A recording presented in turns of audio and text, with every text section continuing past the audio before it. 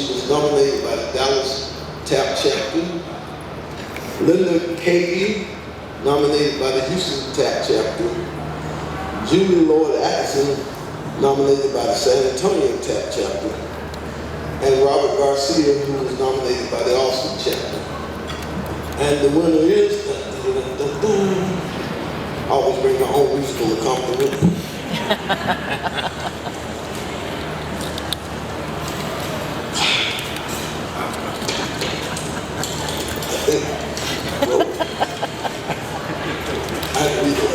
Julie Lloyd Atkinson.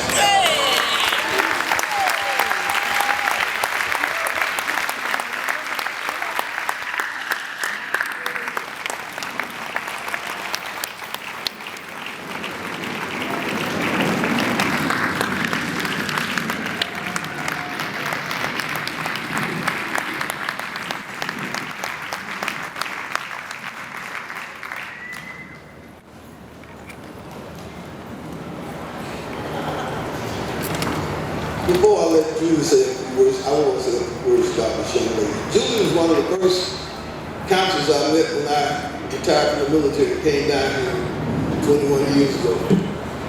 And Julie and I had worked together in several different locations. We've been on TAAP together forever. I think both of us have been president of something for years. But one of the things about Julie, she's always ready to step up to the plate. No matter whether it's counseling or TAAP or with the prevention people or educating new prospective counselors, she's always there. But most importantly, and the best thing I can say about Julie is she's my friend.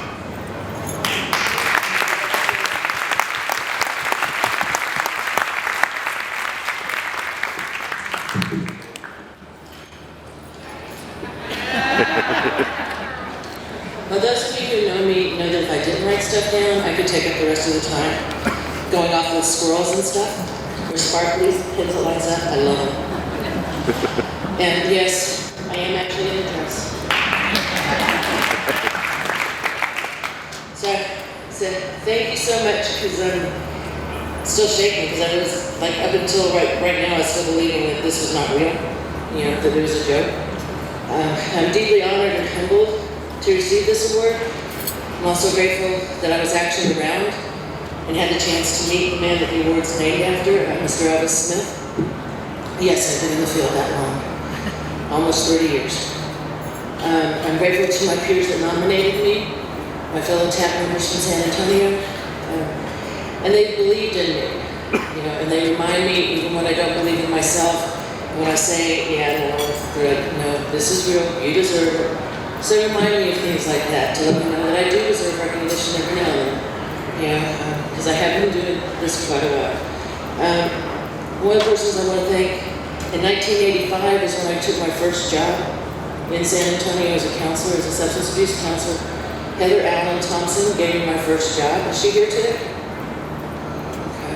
She gave me my first job and had the belief and the faith in me that I could do it at TAAP in San Antonio. I then went to TAAP Brownsville. I went to several other treatment programs, Mexican American Unity Council, where I had the benefit of Jose Laguna's knowledge.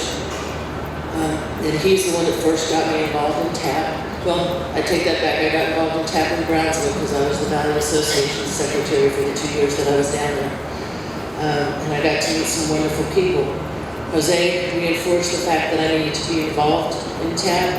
It was very important that this is basically our union, you know, and I got to see the process of going from being KDAC to being a licensed counselor. As I was when we were certified, I did have to take the test to get certified, and one of the things that Jose taught me, because he was an evaluator at the time, was always make sure that you keep up with the knowledge so that you ever have to take that test again, you will still pass. And I'm grateful that he gave me that knowledge, because today I work for the Institute of Clinical Dependency Studies in San Antonio with Steve Murphy, and I get to teach people how to be substance abuse counselors, I get to give them the 570 hours and guide them through that to be licensed clinical dependency counselors.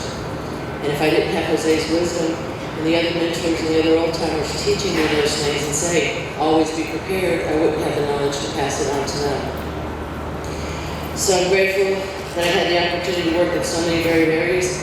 I remember when we could put the plaques on people, and the zippers on people, and the signs on people, before the client rights came along. It was kind of fun. I miss it every now and then. But I like the changes that I've seen and the progress that I've seen throughout the years. And I'm grateful that I have that knowledge to go back on and pass forward. One of the things I like to do with TAAP, and I'm trying to do with San Antonio chapter, is to get the students involved. And we have a lot of students from San Antonio College and from ICDS that participate in the TAAP conferences, that come to the TAAP meetings. We had a student as a vice president of our chapter. Now we have a new CI as the vice president of our chapter. We want to pass it on, and we want to mentor those that are coming up behind us. Because some of us, I may not be that old, but I'm getting tired. And some of us are going to have to step down and let other people become the leaders. And I think we have to pass that on. I know that was a couple of years ago, that was the thing.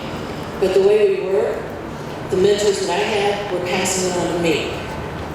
And they gave it freely. They didn't have to ask for it. If there was a phone call where an intern or somebody needed some information, they gave it to me. And so I want to do that for those that are coming up behind me. And I want all of us that have been in this field for a while to do that. Because if we don't do it, it's the same thing with our recovery. If we don't do it, who's going to? If we're not there to pass it on and to keep giving this information and to tell them, yeah, it is still worth it to be in this profession, to be in this profession, then it's not, there's not going to be anybody there to help the people and be in the treatment programs and be in the trenches. So I'm grateful that I had the opportunity and the passion to do this. I'm grateful to my family who supported me through this. Through the years where I was on call and get the midnight and 2 a.m. crisis calls.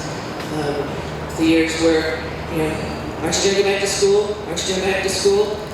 I found my career. And yeah, I do need to finish in advance. But I found this is my calling. This is what I was meant to do. So I've been doing it since 1985. The only break I had was like a 6-month period of unemployment while I was looking for jobs. The grants had kind of dried up at that point. I'm also a certified prevention specialist and spent several years in the prevention field. And I'm grateful that we're mixing the prevention and the treatment together because we have to. We all have to work together. We are not separate. We are one component. So I hope you guys will continue this mission and continue to help blend our programs together so that we can help those that still suffer. Thank you.